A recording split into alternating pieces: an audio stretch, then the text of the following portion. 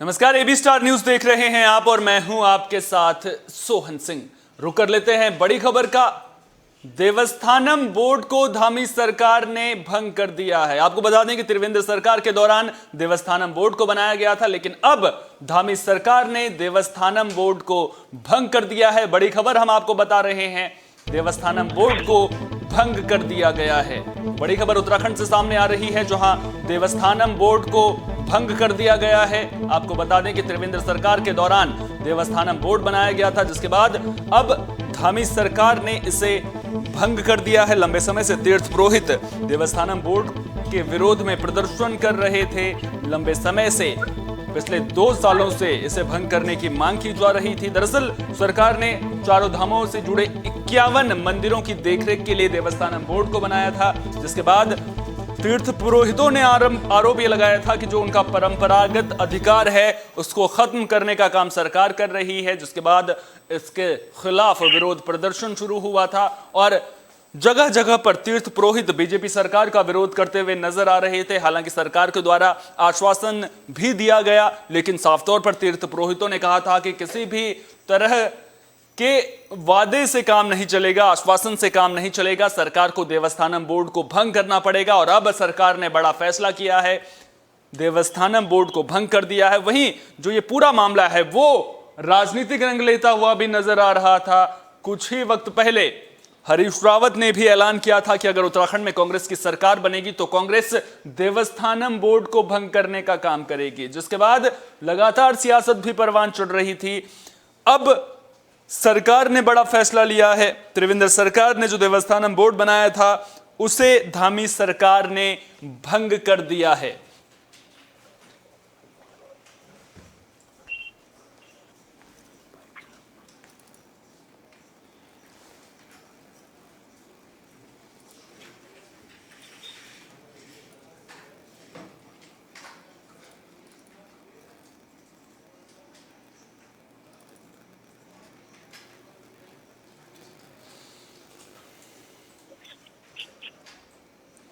वो देवस्थानम बोर्ड भंग हो गया है, जिसका 2 सालों से लगातार तीर्थ पुरोहित और हमारे साथ साधु संत प्रत्यक्ष अप्रत्यक्ष रूप से इसका विरोध कर रहे हैं। और कहीं न कहीं सरकार, जिस स्वार्थ से सरकार ने ये देवस्थानम बोर्ड लगाया था और आज उसी स्वार्थ से इन्होंने इसको ख़त्म भी किया। जैसे कि आपके नज़दीक जैसे चुनाव आ रहे थे, चुनाव को देखते हुए सरकार ने तीर्थ पुरोहितों के सामने और हमारे साथ साधु संत जो लोग जुड़े हुए थे इसका लगातार विरोध कर रहे थे, उसका विरोध देकर के सरकार कहीं न कहीं देवस्थानम बोर्ड का जो फैसला लिया था उस पर सरकार ने अपना फैसला वापस ले लिया। कहीं न कहीं सरकार ने अपने घुटने टेके और सरकार इस पर पीछे हटी। मैं सभी लोगों का पुनः तहे दिल से बहुत बहुत धन्यवाद करना चाहूँगा। ओम नमः।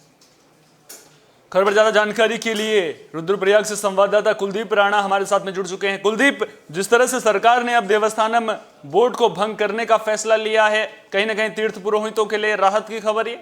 मस्तिवाज जय के जी बिल्कुल शोभन, जिस तरीके से पिछले 2 जय सालों चार से धाम ये आज सभी लोगों उसके बाद से लगातार जो तीर्थ पुरोहित हैं, हक हुकूकदारी है और पंडा समाज जो वहाँ पे था वो लगातार इसका विरोध कर रहे थे। और पिछले 2 सालों से लगातार उनका बहुत जबरदस्त केदारनाथ में विरोध रहा है।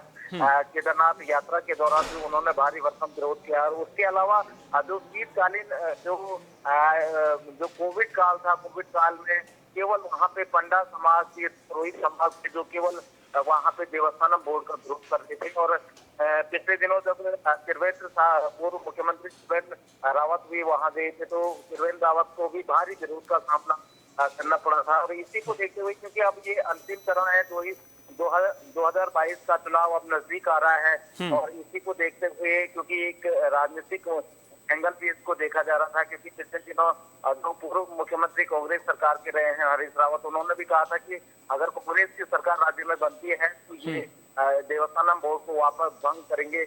और इसी को देखते हुए आज पुष्कर सिंह धामी सरकार ने इसको भंग कर दिया है, इस पूरे अधिनियम को वापस ले लिया है। और अब तीर्थ पुरोहितों ने काफी राहत की सांस ली है, क्योंकि जो तीर्थ पुरोहित हैं वो लगातार कहते आ रहे थे कि उनके हक हकूक के साथ खिलवाड़ किया जा रहा है, उनके जो परंपराएं हैं, आस्थाएं हैं, उनके साथ खिलवाड़ किया जा रहा है। तो इसी को देखते हुए वो विरोध भी कर रहे थे पिछले 2 साल से। और आप क्योंकि पिछले दिनों मुख्यमंत्री ने चारधाम देवस्थान बोर्ड को लेकर तीर्थ पुरोहितों से लंबे समय से मांग थी, अब उसको वापस ले दिया और एक कमेटी बनाई गई थी इस पूरे मामले को लेकर, जिसमें एक उप समिति भी बनाई गई थी। पुष्कर सिंह धामी ने आज जो अपना बयान दिया है उसमें उन्होंने कहा है कि जो मनोहर कांत बयानी है एक उच्च स्तरीय कमेटी बनाई गई थी उनकी अध्यक्षता में, और उन्होंने पिछले दिनों जो धर्मस्व मंत्री है उन्होंने भी अपनी रिपोर्ट मुख्यमंत्री को सौंपी थी, और उसी रिपोर्ट के आधार पर जो देवस्थानम बोर्ड है आज उसको भंग कर दिया गया है और एक बड़ी राहत के साथ। बिल्कुल, कहीं ना कहीं तीर्थ पुरोहित लगातार सरकार के खिलाफ लामबंद थे, लंबे समय से प्रदर्शन कर रहे थे, 2 सालों से लगातार इस देवस्थानम बोर्ड को भंग करने की मांग कर रहे थे। तो अब जब सरकार ने फैसला वापस ले लिया है, देवस्थानम बोर्ड को भंग कर दिया है, तो अब क्या जो तीर्थ पुरोहित हैं उनके रुख में नरमी देखने को मिलेगी? आप भी लगातार तीर्थ पुरोहितों से बात कर रहे हैं, उनका अब क्या कुछ कहना है? जो सरकार के खिलाफ एक रवैया था उनका, चुनावों में जिस तरह से एक समिति भी बना दी गई थी बीजेपी का विरोध करने के लिए, बाकायदा 15 उम्मीदवार उतारने की बात भी कही जा रही थी चुनाव में, तो क्या अब वहां पर रुख नरम पड़ रहा है तीर्थ पुरोहितों का? बिल्कुल बिल्कुल, बीजेपी ने वास्तव में ये तीर्थ पुरोहितों की राहत के लिए काफी अच्छा फैसला लिया है, क्योंकि जिस तरीके से, क्योंकि केदारनाथ में जो पंडा और तीर्थ पुरोहितों की वोट है वो हमेशा से बीजेपी के खाते में जा रही है, और इसी को देखते हुए तीर्थ पुरोहित लगातार बीजेपी से नाराज चल रहे थे, आक्रोशित थे। इस बार इस सरकार को उखाड़ फेंकने की वो लगातार चेतावनी दे रहे थे। इसी के मद्देनजर जो आज बीजेपी ने बीजेपी सरकार, मुख्यमंत्री पुष्कर सिंह धामी सरकार ने जो फैसला लिया है उससे राहत की सांस जरूर तीर्थ पुरोहितों ने ली है, लेकिन काफी लोग इस पूरे जो अधिनियम 2 वर्षों से तीर्थ पुरोहितों ने वहां पे विरोध किया, उसके बाद भी उनकी सुनी नहीं जा रही थी। वो नंगे बदन उस शीत लहर में भी नंगे बदन वहां पे प्रदर्शन कर रहे थे, 2 सालों से उनकी कोई सुनवाई नहीं हुई थी। इससे जरूर वो खासे नाराज थे, लेकिन जो फैसला आज लिया गया है उससे जरूर उन्होंने, बीजेपी ने काफी कुछ इससे कवर करेंगे वो, लेकिन बीजेपी को इस पूरे मूवमेंट से काफी नुकसान आने वाले समय में जरूर दिखेगा, क्योंकि 2 साल का पूरा वक्त लगाया है। 2 साल में लगातार तीर्थ पुरोहितों ने बहुत सारी मुश्किलों का सामना किया है। जो प्रदर्शन के दौरान भी उन्होंने पूरे नंगे बदन वहां पे कई लोग केदारनाथ में रहे हैं, जबकि शीतकालीन 11,500 फीट की ऊंचाई पर मध्य हिमालय का पूरा क्षेत्र है, वहां पे जिस तरीके से ठंड होती है उस हार कपाते ठंड में भी वहां पे तीर्थ पुरोहितों ने प्रदर्शन किया है। तो इस चीज को तीर्थ पुरोहित भूलेंगे नहीं, और हालांकि बीजेपी ने जो फैसला लिया है उससे कुछ फायदा जरूर हो गई। अच्छा, सरकार ने जो फैसला किया है देवस्थानम बोर्ड को भंग करने का, क्या जिस तरह से तीर्थ पुरोहित प्रदर्शन कर रहे थे उसका दबाव था, या फिर जिस तरह से हरीश रावत कह चुके थे कि कांग्रेस की सरकार आएगी तो देवस्थानम बोर्ड को भंग किया जाएगा, तो जो राजनीतिक पार्टियां इसका फायदा उठाने की कोशिश कर रही थी, राजनीतिक पार्टियों का दबाव था? ज्यादा दबाव किस चीज का था सरकार पर? जिस तरीके से ये पूरा मूवमेंट चला है और पिछले पूरे 2 साल लगाए हैं, तो इस बात से साफ जाहिर होता है कि सरकार बिल्कुल भी इस पक्ष में नहीं थी कि इस बोर्ड को वापस लिया जाए, इस बोर्ड को भंग किया जाए, लेकिन लगातार विरोधियों द्वारा इस पूरे मूवमेंट को भुनाया जा रहा था। तीर्थ पुरोहितों के इस आंदोलन का विपक्षियों द्वारा जो बल दिया जा रहा था, इससे सरकार क्रोध है खुद रही है। और मुझे लगता है कि निश्चित तौर पे जो सरकार ने ये फैसला लिया है वो विपक्षियों के घेरने से लिया है।